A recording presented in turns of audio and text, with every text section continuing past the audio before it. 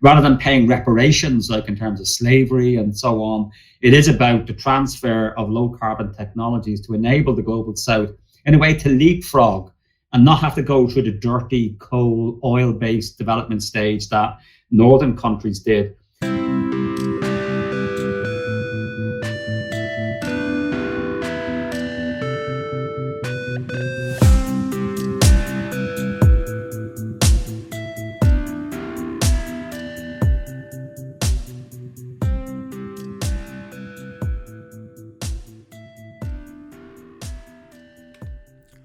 Hello, and welcome to another episode of Chatter, a podcast from The Gist, with me, Josh Hamilton.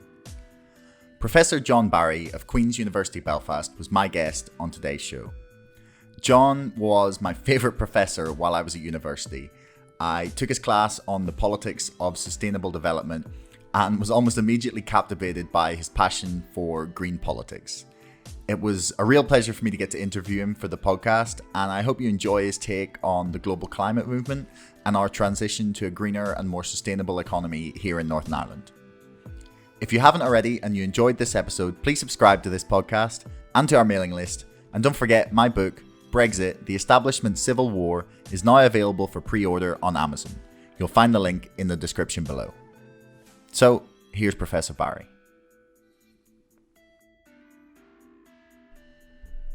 Do you prefer John or would you prefer Professor? Oh God, no, John. Well, welcome to the show anyway. Thanks for agreeing to come on the podcast. My pleasure. So, I mean, I'm not going to waste any time with small talk. So, is a global climate movement completely impossible these days? Like we've had Paris, and it doesn't seem to have changed anything. We had Kyoto 20 years ago, and that's been completely ignored. Do we need to stop relying on these big international agreements to deal with the climate crisis and sort of start focusing on like individual communities or our own sort of country? Well, I mean, it's an old green saying about acting locally and thinking globally, and absolutely while we need agreements at the global level, as you mentioned, the Kyoto Protocol from 1997, the Paris Agreement of 2015, they've not really instituted the step change necessary. In my own view, two individuals, again, I'm being a bit stereotypical, but two individuals have done more than those two agreements. The first individual is Greta Thunberg. The second one is Sir David Attenborough. And actually that more people-focused grassroots mobilization, whether it's Extinction Rebellion, whether it's the Youth Strike for Climate, or whether, we've had David Attenborough recently on Radio 4 of all places, talking that capitalism is the root cause of our crisis. And you won't get that type of analysis in, the Paris Agreement and so on. So my own view as a long-time student of this, over 30 years, we do need our political systems to really get their heads around this and design, proper legislation. But we should never completely trust them. We're always going to need citizen mobilization. I'm certainly more of the view, and I'm getting actually more radical the older I get, which is the opposite of how you should be going politically, is that we're going to need a lot more non-violent civil disobedience, because in my view, the current liberal democratic political system globally, it's not broke. It was made that way. It's radically insufficient for what we need in terms of addressing the planetary emergency. So the climate and ecological crisis is also a crisis of our democracies, and particularly a globalized world, based upon the exploitation of the global south by the global north. We cannot have any credible climate policies without climate justice.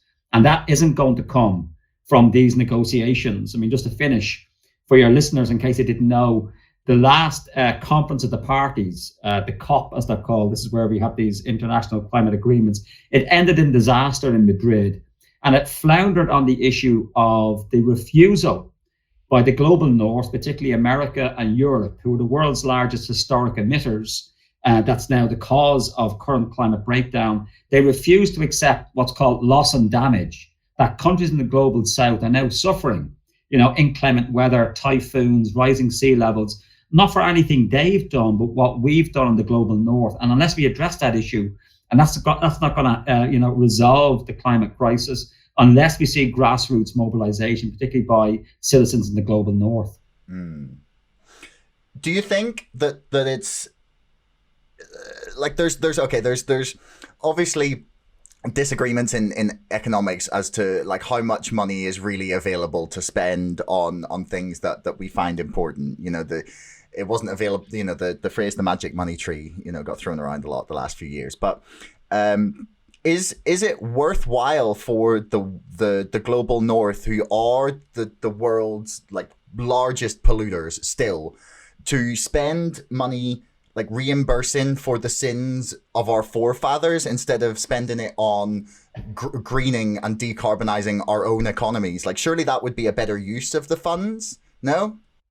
Well, absolutely. And just on the magic money tree, why is there always money for war and not for the NHS? I mean, we should never forget that the issue is not the lack of money, particularly for sovereign currency countries like the USA and the UK. It's slightly different in the Eurozone. There is no reason at all why the USA and the UK cannot invest now in a green recovery program while also providing low-cost, low-carbon technology to the global south. I think rather than paying reparations, like in terms of slavery and so on, it is about the transfer of low-carbon technologies to enable the global south in a way to leapfrog and not have to go through the dirty coal, oil-based development stage that northern countries did. But it's interesting that former Prime Minister Theresa May used that phrase, the magic money tree, and it almost echoes a growing progressive finance platform called modern monetary theory, MMT, magic money tree.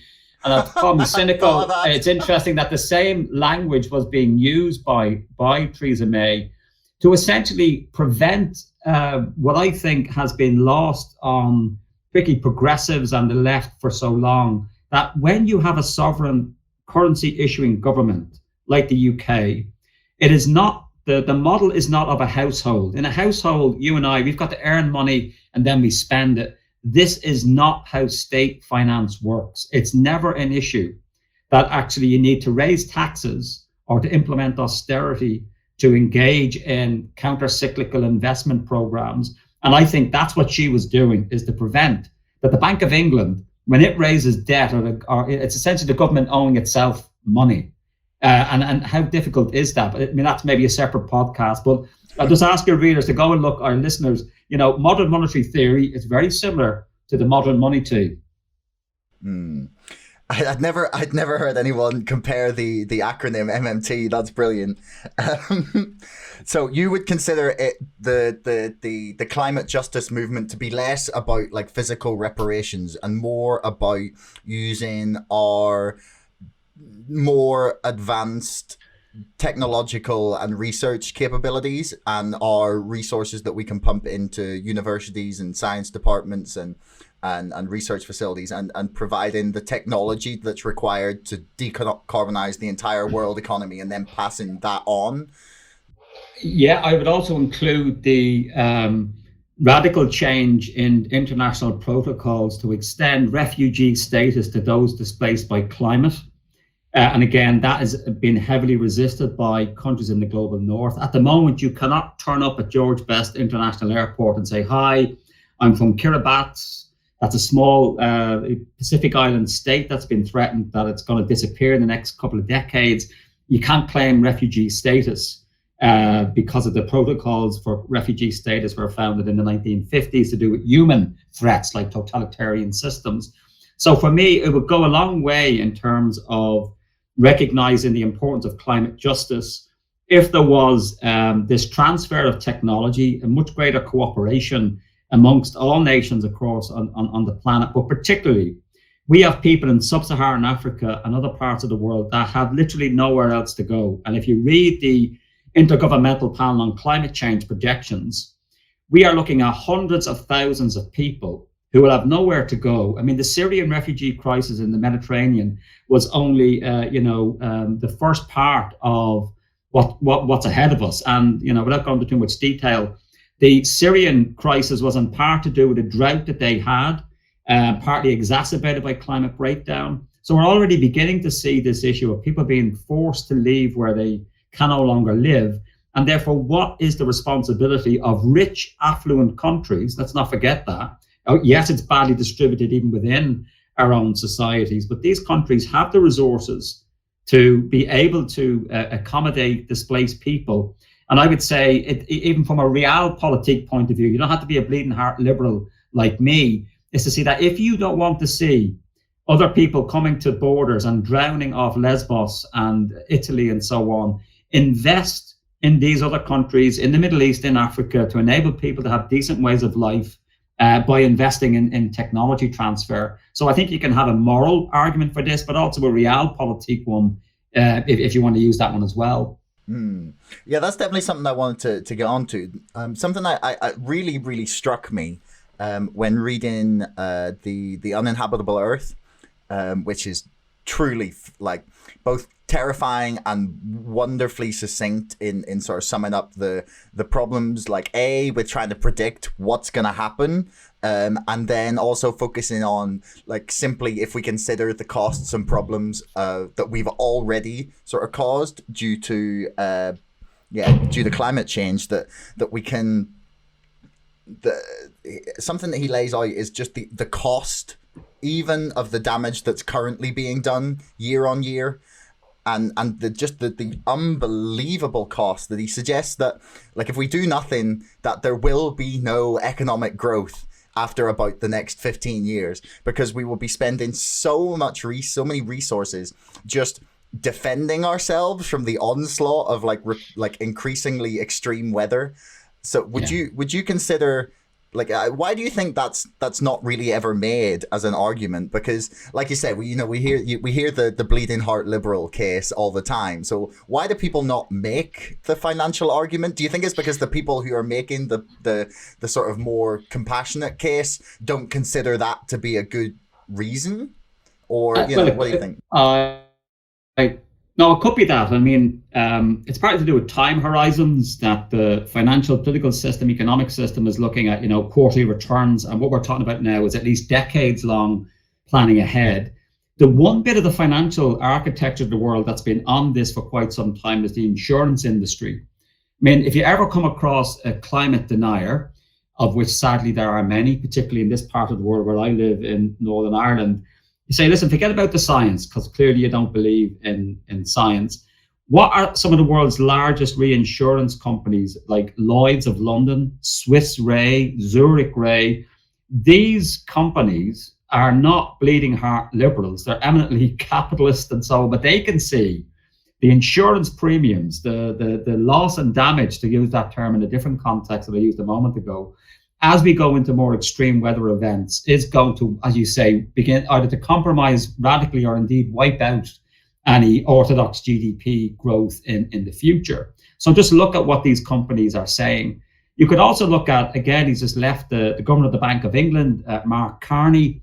He's been making the argument that, particularly things like not just climate risks, but also if you're invested in oil, this could become a stranded asset in the years ahead, because you simply won't be able to use the oil to burn for energy. So if you've got your pension scheme or investments in these stranded assets, that's an extreme financial risk.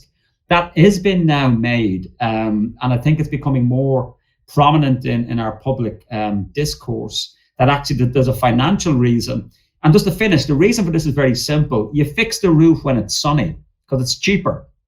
If you wait till it's raining, it's already far too costly, at the immeasurable, potentially, devastating effects on your economy. Never mind your well-being and so on. So my sense is this is beginning. The penny is beginning to drop. But again, we have to also face there are vested interests. If you're an oil executive, are you going to simply fall on your sword and say, yeah, that's it, we're going to retire and go out of business in a couple of decades? You're going to fight tooth and nail.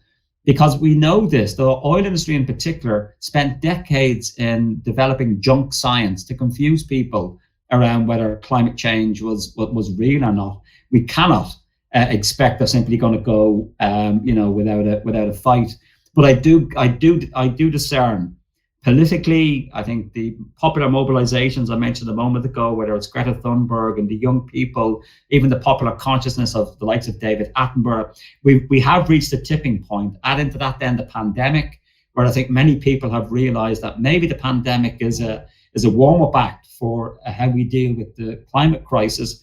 It doesn't mean to say that we're on our way, but we've begun the first, in my view, tentative steps towards a green, low carbon economy. Like you mentioned how the pandemic might have changed things there.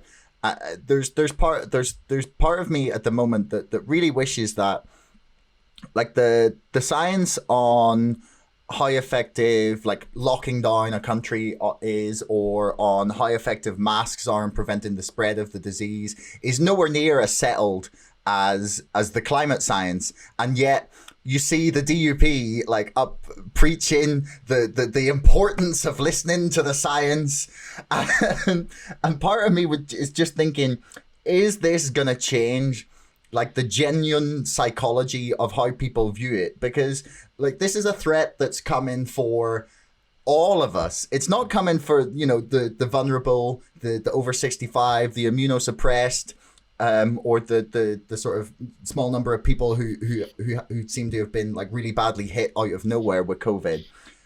This is something coming for all of us.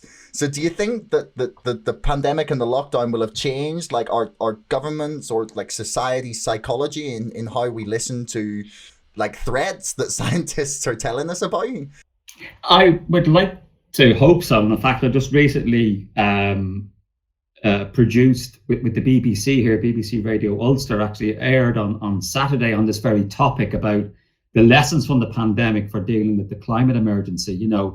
Think of the ways in which we've had politicians. You've mentioned some there yourself. We're going to listen to the science. We're going to follow what the medical evidence is. You've got to say, well, wouldn't it be great if they listened to the climate scientists for the last couple of decades telling us that our ecocidal, growth-orientated capitalist system was bringing us towards a very sticky outcome for many people. So I do think there might be a renewed support for a science-based approach.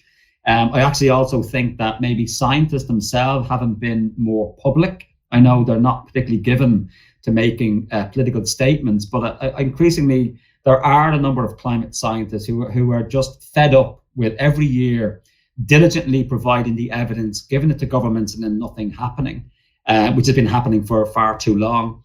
On the other side, though, the difference between the pandemic and the climate crisis is that the climate crisis isn't really impacting white, affluent Western countries in the same way the pandemic is. We can see in our own societies around us now, whether it's Belfast or Berlin, people are dying around us. We can see that it's an immediate threat.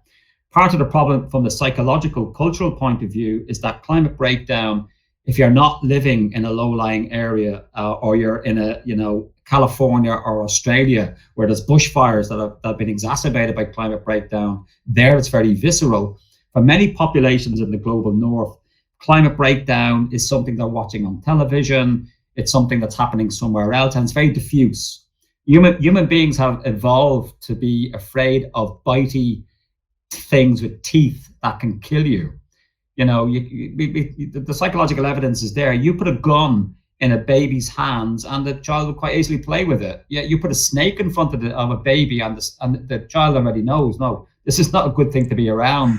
So we've evolved as a species to deal with immediate and present threats like the pandemic. We can see it. Whereas one of the issues with climate breakdown is it's abstract, it's science-based, it's slow, and these are difficult often for ordinary citizens to understand. Not that it's impossible, particularly if you've experienced a climate-related, emergency event and so on. And that there, of course, that's the job of governments. The first job of government is to protect the people. We've known, to use kind of a medical analogy, that doctors have more knowledge and information about our bodies than we do. That's why we listen to them.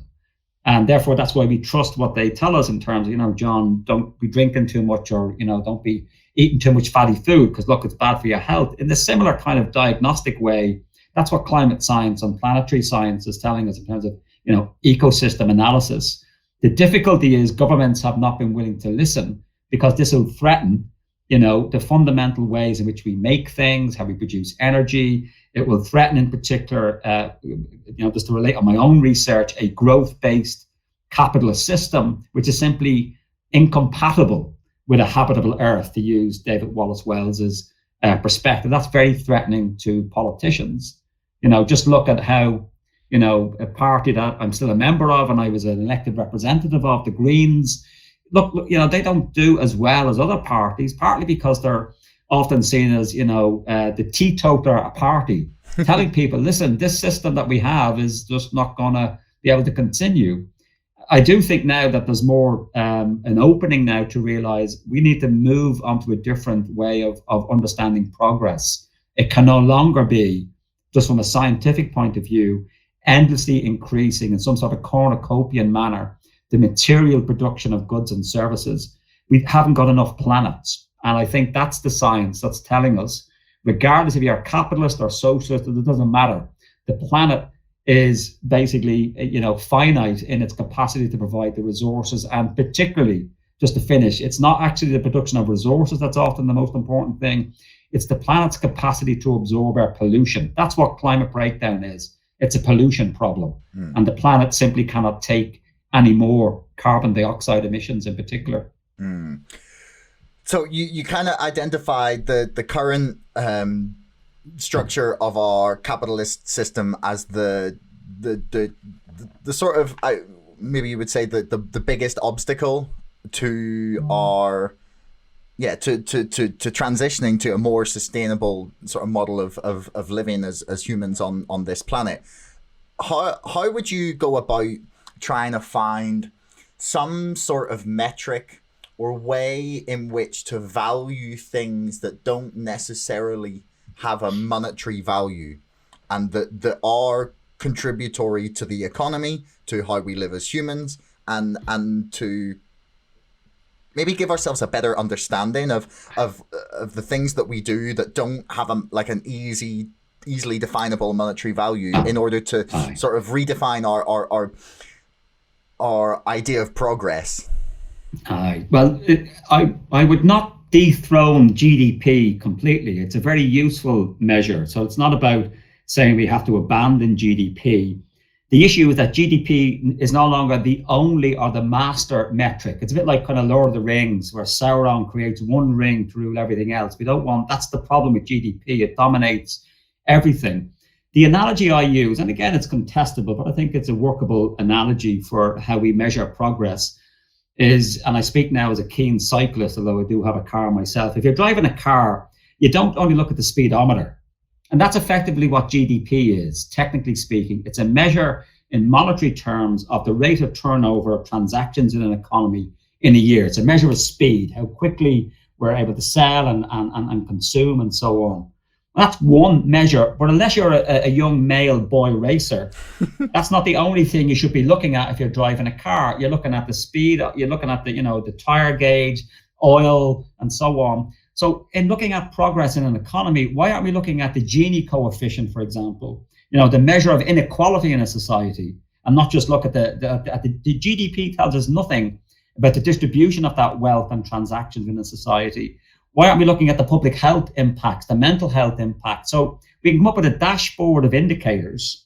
And the OECD, again, not a particularly radical organization, they are now progressing this idea that we need to move beyond a single focus on GDP to include other metrics. And some of these could be localized. Why do we need one size fits all measures of progress?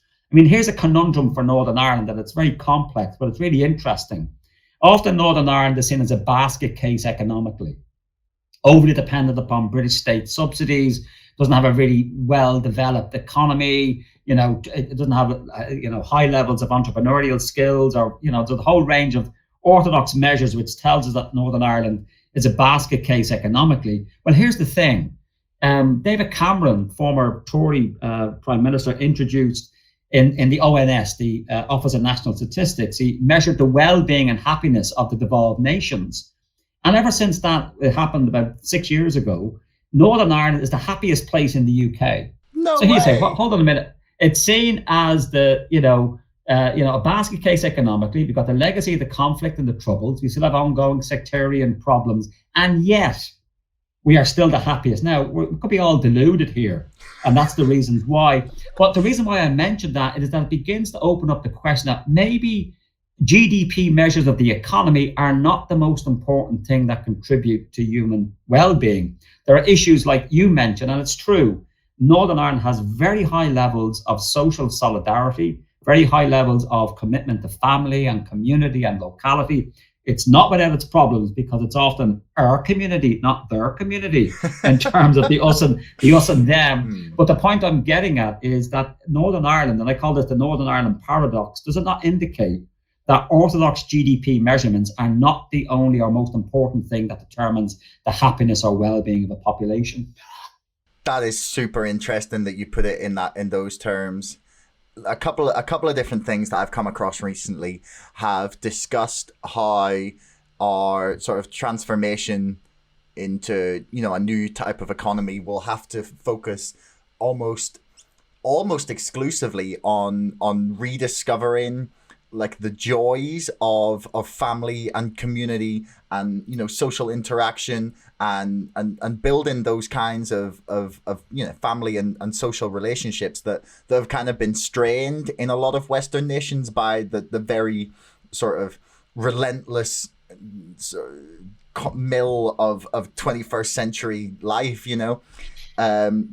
Carolyn Steele, sorry, who wrote the book Satopia, which is just fantastic, about how food can change the world, talks so much about how so many people's definition of a good life was friends and family and good food, and that's really interesting that you say that Northern Ireland is the happiest place, and you kind of link it to the fact that we do have like a very cohesive, probably more so family unit, and it's probably also helped by the size of the country, because no one's ever that far away. Like, you could move town or city and still be inside an hour from each other. But it also flips on its head the kind of orthodox economic views, like one that I've often heard, whether it's policymakers or indeed by some business people, is that in Northern Ireland, your typical entrepreneur is usually a small, medium enterprise, maybe family-owned business,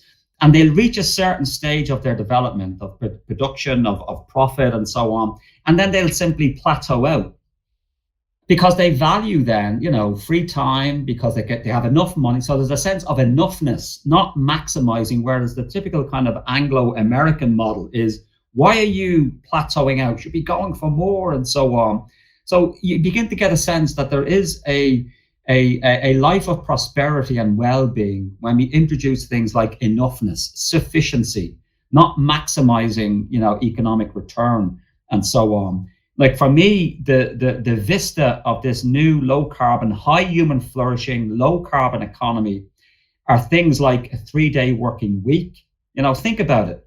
Why is it that for the last 200 years, with the Industrial Revolution and all the amazing technological innovations we've had, we've ended up in the sphere of production?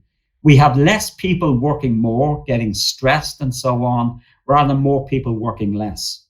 In other words, how can we mobilize our productive capacities to maximize what I think is the real radical currency of the 21st century, meaningful free time? I'm not talking about unemployment. I'm not talking about the AI and robots coming to eat our jobs and so on. Is how can we use technology to, all the shitty jobs that have to be done, can we not just outsource those to robots and actually keep the meaningful care, education, these things that can't be done by robots, which are really about relationships. Mm-hmm. They're the things we keep in terms of the productive sphere.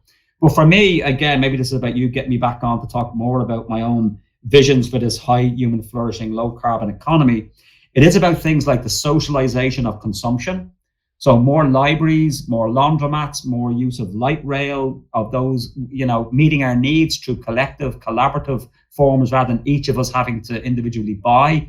And also, because I'm now a Marxist at heart, it's about democratizing production. Most of us live in democracies, perhaps, who are listening to your podcast.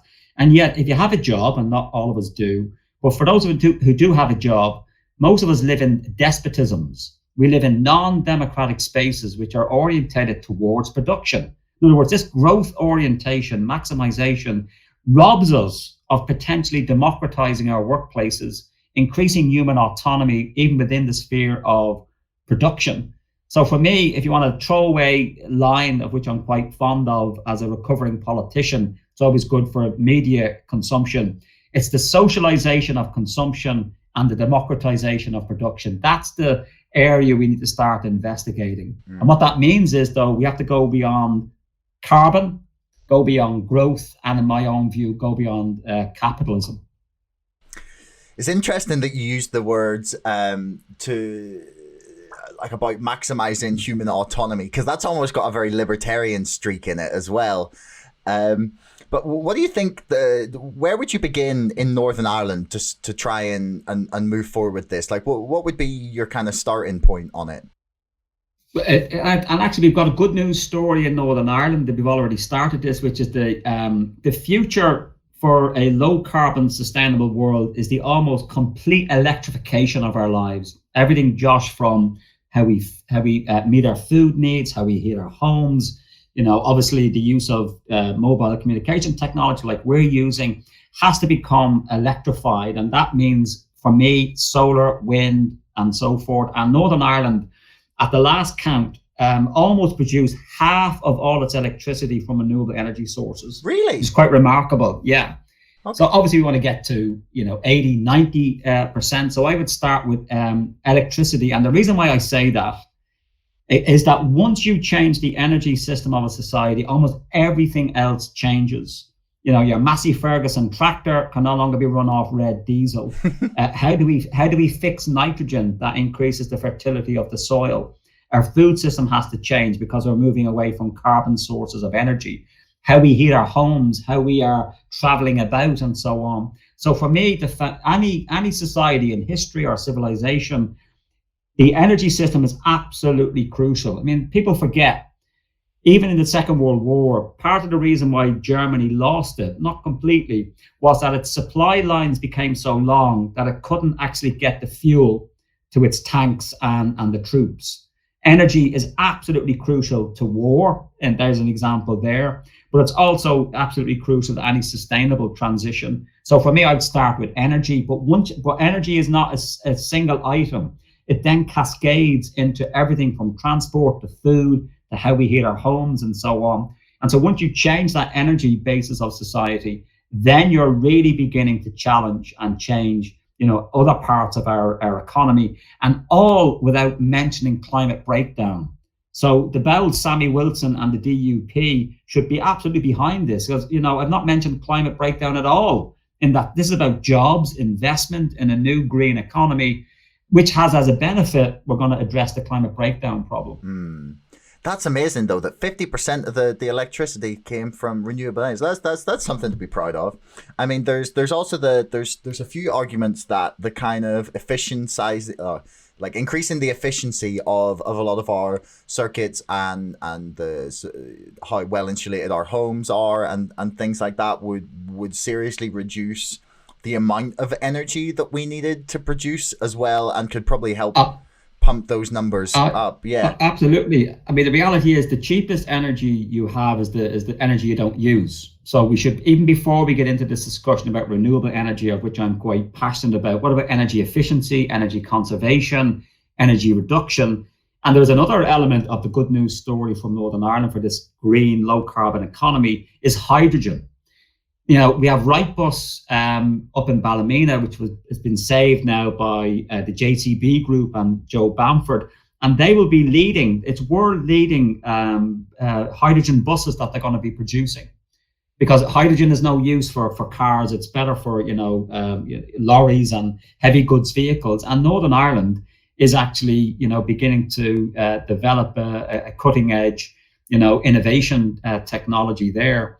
And the reason why that's important is that often with intermittent sources of renewable energy, like wind, the wind, it could be blowing at night, we're all asleep, well, apart from young people like you who are out partying, so we're not going to use that anymore. Energy. But the point is, we're going to need battery storage to capture that energy when it's been created, when perhaps the demand isn't there. And hydrogen is a perfect way of preserving that energy. It's one of the reasons why I'm a great fan of electric vehicles, of which I'm an owner. If you think about it, for 90% of the time we have a car, what's it doing? It's sitting there on the road in a parking bay.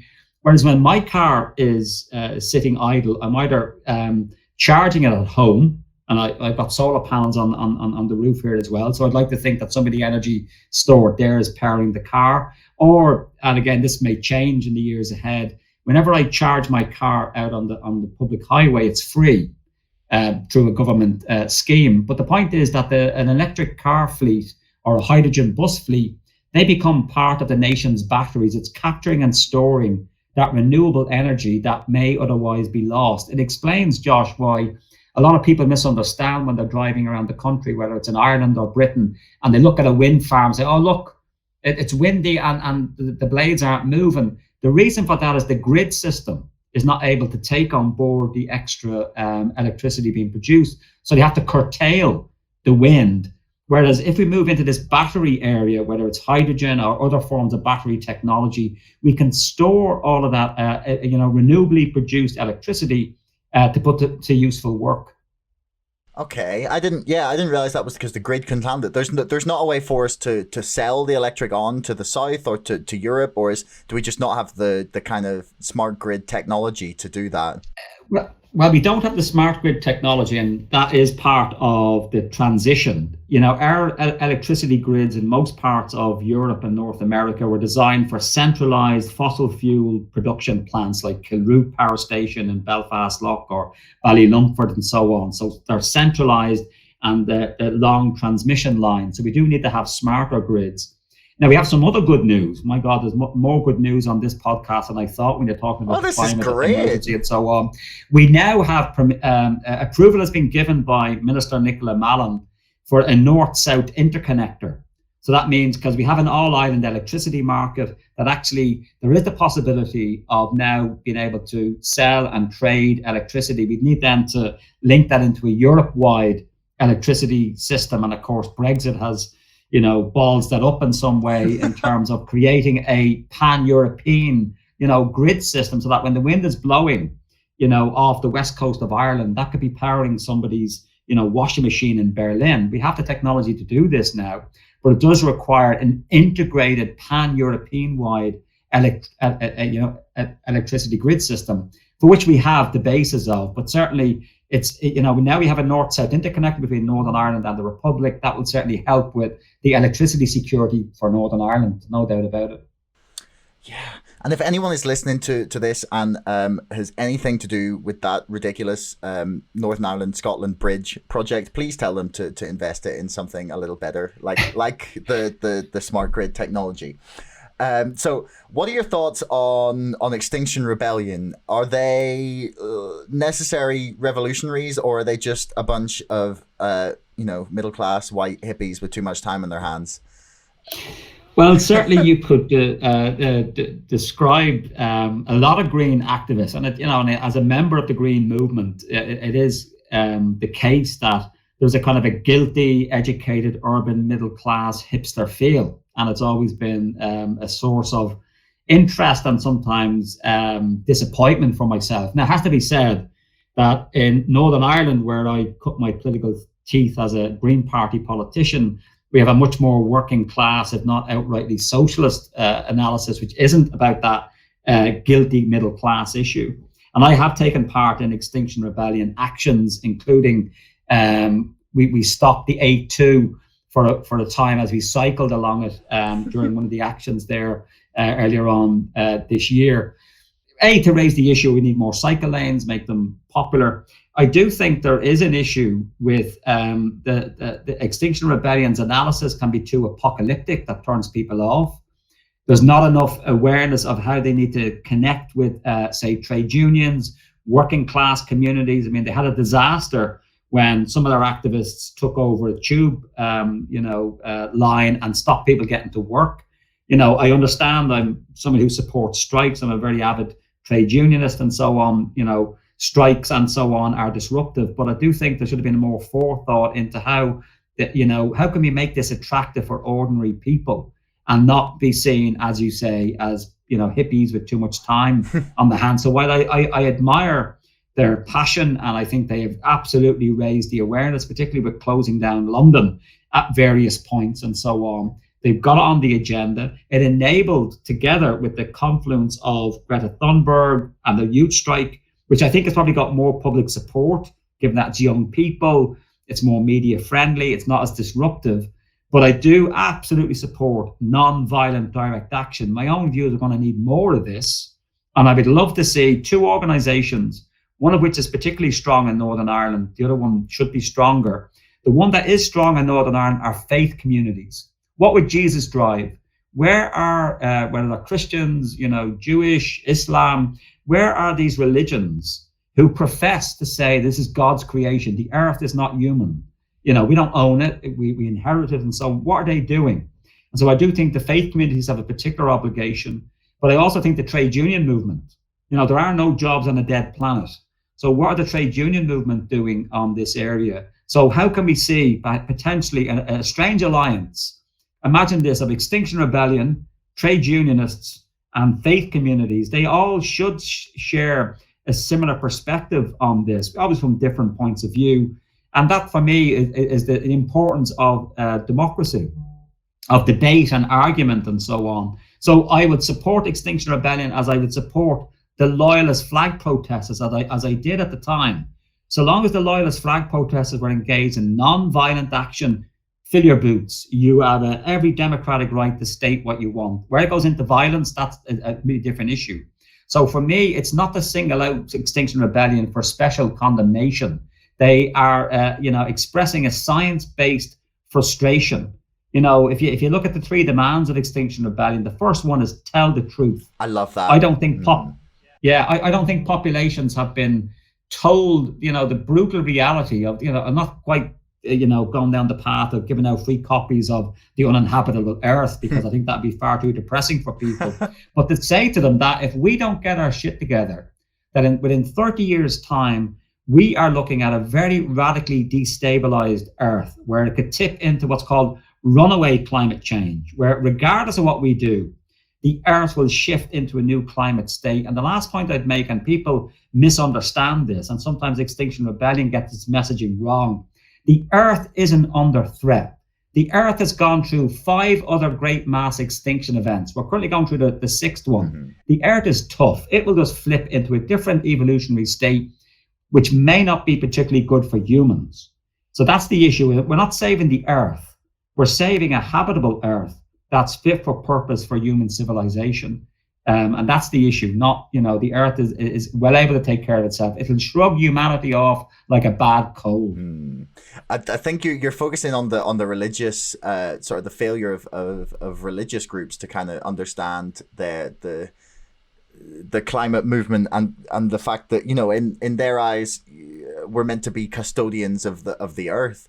I mean, I think some of the loss of that could be explained by the kind of Jungian idea that God is that which we hold up as our highest ideal, and we've kind of come to in the sort of very neoliberal, money-driven society we live in, that money and profit has become that kind of God, and if that's at the expense of the planet, that's kind of almost fair enough. It's almost like you could use a kind of an architectural analogy. If you look in our cities, often, you can find out a civilization's or a culture's value system. What's its biggest buildings? In the past, it was cathedrals and churches and so on. Now it's Victoria Square, a shopping centre in the centre of Belfast, all shiny and glass and so on.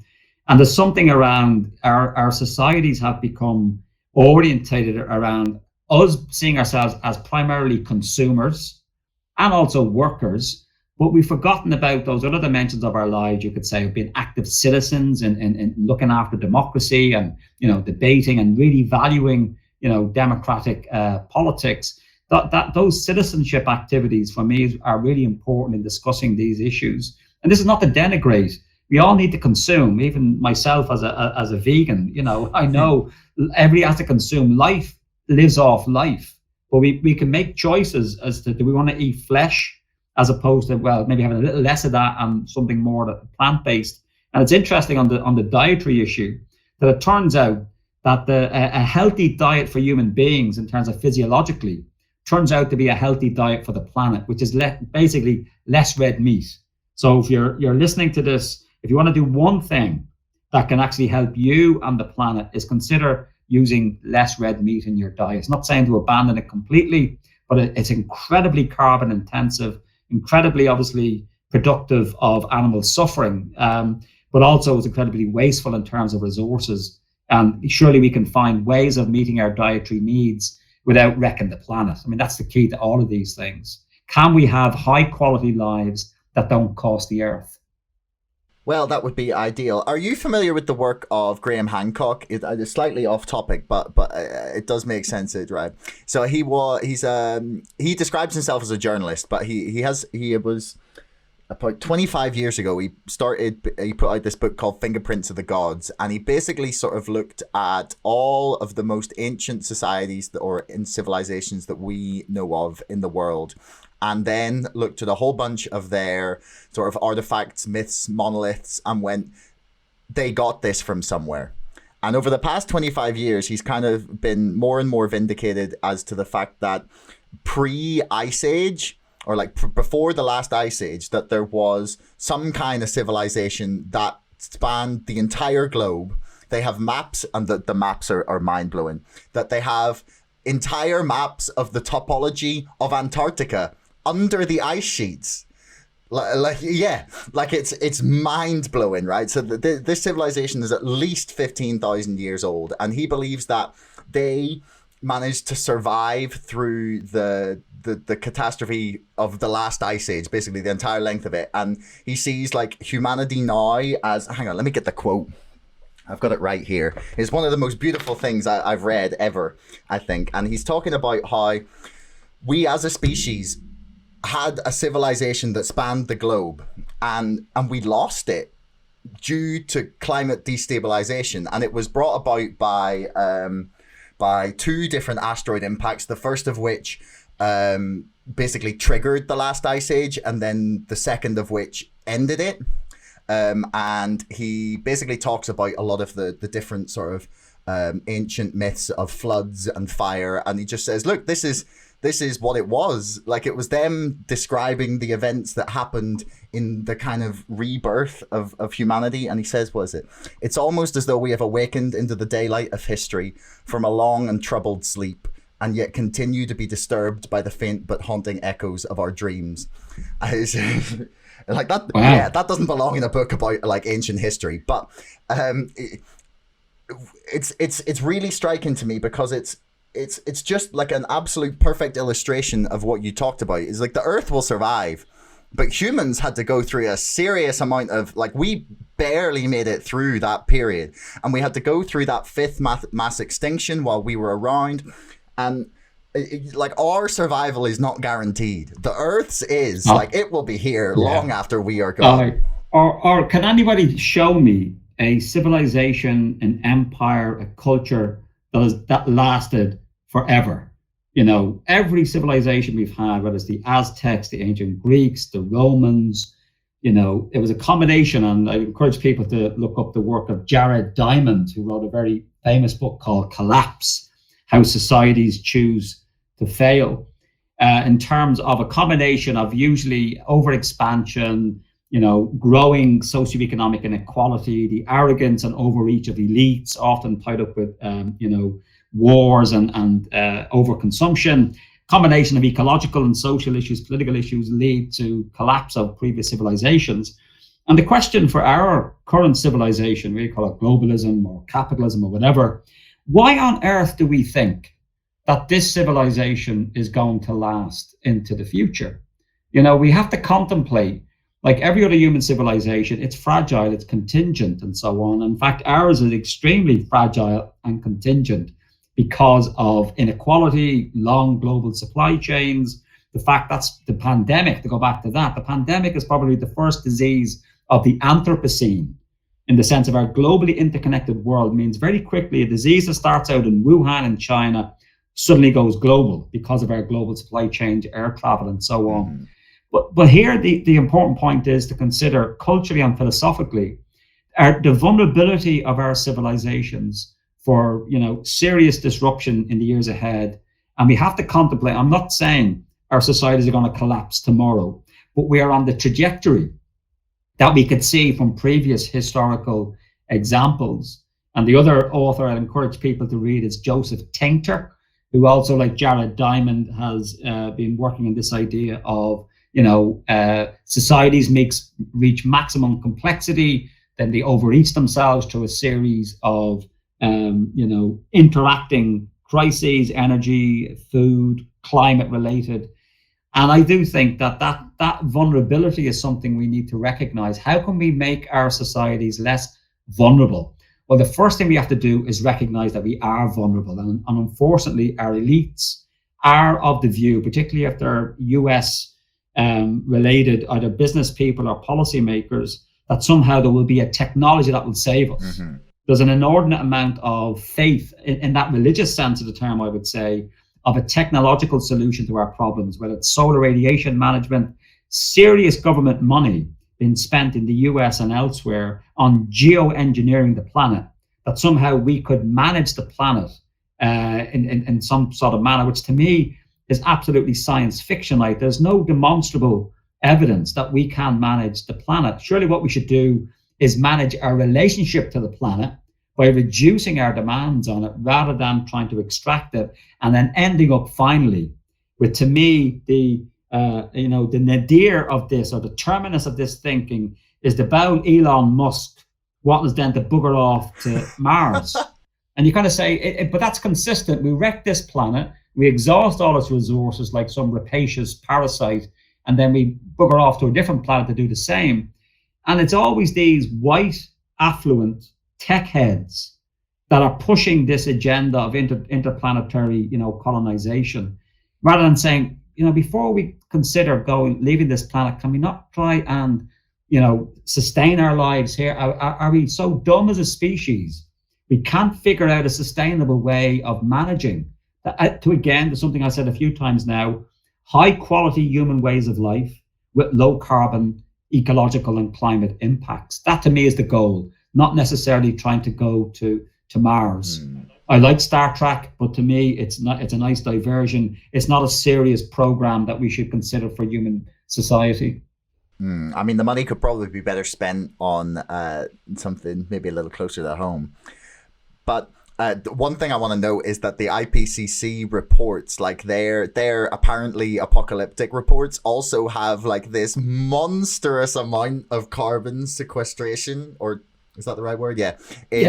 In their models, so that they have like faith in the next 20 years that we're just going to invent this amazing machine that's going to suck carbon out of the atmosphere. It's an amazing assumption. Even in the Paris Agreement, in its modeling, there is an assumption, like a black box, of net zero emission technologies, which we've not invented. So these things don't exist, but they're kind of built into the model as a way of developing, credible, in inverted commas, climate reduction scenarios. So we have this mythic faith in technological optimism. It's right to go back to where you began, Josh, at these high-level international agreements that are largely done for political, you could even say cultural reasons, that people cannot accept the full reality that there is no app for our problems. There is no technology. In fact, we have all the technologies we need. What we've got to do is let go of what I would, to paraphrase Albert Einstein, he used it to describe nationalism, but I would use it to describe, capitalism. It's the measles of humanity. It's an early adolescent stage of our evolution. Why is it that we're at an age now where our young people in particular, but most of us, it's easier for us to imagine the end of the world than the end of capitalism? Why, how and why, in what ways has our cultural imaginaries of the future been thoroughly colonized by, there has to be capitalism? Why? We've lived in pre-capitalist societies before. We've lived in non-capitalist societies. I'm not saying that they've all been perfect, but for me, there is no credible, sustainable future that is based on carbon or indeed on capitalism, and that we need to start thinking of new post-capitalist futures. So to wrap up then, I was going to ask you, is it too late? But we've had a lot of optimism. So I want to ask you what you would recommend to people as like individual actions they could make. You've already suggested eat less red meat. And I think I'd like to add as well, if you're going to make sure it's A, not factory farmed, and B, as sort of raised as close to your house as possible. Because, you know, then it's not traveling very far. So yeah, absolutely. Try and reduce obviously the standard ones, air travel. I mean, again, another advantage of the pandemic has been that for those of us lucky enough with jobs that can, you know, be done remotely, we've seen, well, do we really need to be traveling as much? In fact, you can be more productive. You're not wasting time in airports and travel and so on. So airline travel would be one, as well as your daily commute. You know, many people, I don't think are going to go back to the office now. I think both companies have seen the advantages of people being able to work from home, but also many employees have said the stress of you know, paying for car parking, looking for a car parking space. So I think travel is another area that you can absolutely reduce your impact. But for me, to go back to a theme that has been common in what I've been saying, become active citizens. I don't really care what you do. Join Extinction Rebellion. Vote for a party based on its policies on these issues. Use your voice as an investor. I mean, it's a shame for me as an academic who've been, you know, working in this area for 30 years. I've been a part of a campaign to get my own pension scheme divested from fossil fuels. But you know, it's not been successful. But again, it's to see that this is an interconnected issue. There are many areas you can work on, whether it's individual action, you know, reducing your red meat consumption, don't fly less, but it's also ones that can, you know, help on the financial system, which I would say it's about divesting from fossil fuels and engaging in a conversation with your fellow citizens, your family, about the necessity of a planned retreat from fossil fuels. So I'm absolutely convinced we're at the beginning of the end of the age of fossil fuels. It ain't going to happen overnight. It's going to have to be done in a planned manner. And above all else, just to finish, it has to be a just transition. It has to be a way in which nobody is left behind. So that even displaced fossil fuel workers in Aberdeen or in coal-fired power plants, they have to be given compensation, retraining. And that's where I think you begin to get people on board with you, that this is something that we all can benefit from, and not something that you grudgingly do because some hippie on the telly tells you, some academic like me tells you, or some egghead scientist. It's actually in all our interests to make this low carbon transition as just as possible. Well, that's a great note to finish things on. Is there anything you would like to plug before we finish? No, just one book, if people are interested, just on this more philosophical, even anthropological dimension of, you know, futures, it's a really short, beautiful book by a philosopher in America. I think he's based in Chicago, called Jonathan Lear. And in 2006, he wrote a beautiful book called Radical Hope, Cultural Devastation in the context of the modern world. I think that was the subtitle. But it was a philosophical anthropological analysis of what happened to one of the First Nation peoples in North America when they were enforced to go onto reservations. They lost basically the entire practices and cultural horizon in which their realm of meaning. So they lost everything. And it's a fantastic study of how does a culture and a people face the threat of its own extinction. To go back to something we mentioned, you know, a moment ago, that kind of possibility that the ways of life that we currently have may not be possible in the future. And essentially, it's about recognizing that the end of the world as we know it is okay. It's not the end of the world. It's just the end of the world as we know it. We just need to move on to something better. Yes, to quote REM. So, yeah, thanks. And I feel fine. But so yeah, thanks, John. It's been an absolute pleasure. No problem at all. Thank you, Josh. Good to see you again, and great to see our graduates have good, fulfilling lives. Yes.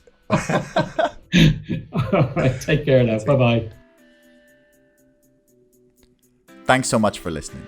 If you enjoyed this episode, please subscribe to this podcast and to our mailing list. And don't forget, my book, Brexit, The Establishment Civil War, is now available for pre-order on Amazon. You'll find the link in the description below. Until next time, thanks for listening.